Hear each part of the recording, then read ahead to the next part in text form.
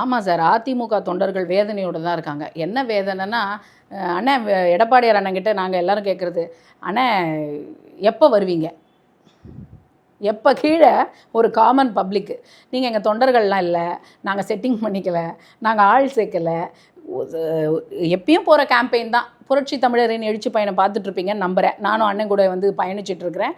அதில் வந்து உங்களுக்கு ப்ரூஃப் கொடுக்குற மாதிரி, எவிடன்ஸ் கொடுக்குற மாதிரி எங்ககிட்ட நிறைய வீடியோக்கள் இருக்குது, நகல்கள் இருக்குது, நேரடியான ஒரு உண்மையான சம்பவம்லாம் நிறையா இருக்குது.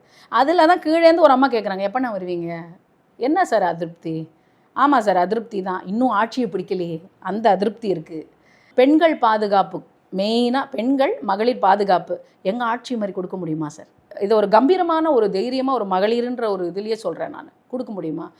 நான் ஒரு சென்னை மண்டல இணை செயலாளராக இந்த ஒரு பொறுப்பை வகிச்சிட்ருக்கேன், இவ்வளோ வருஷமாக இருக்கேன் அப்படின்னா, எந்த மாநாடாக இருக்கட்டும், எந்த பொது மேடையாக இருக்கட்டும், எந்த ஒரு விழாவாக இருக்கட்டும், எங்கள் மகளிருக்கான பாதுகாப்பும் சரி, மரியாதையும் சரி, ஒரு சின்ன ஒரு இது கூட எங்களுக்கு ஒரு கம்ஃபர்ட்னஸ் கொடுக்காமல் இருந்ததில்லை. எங்களுக்குன்னு ஒரு அங்கீகாரம்,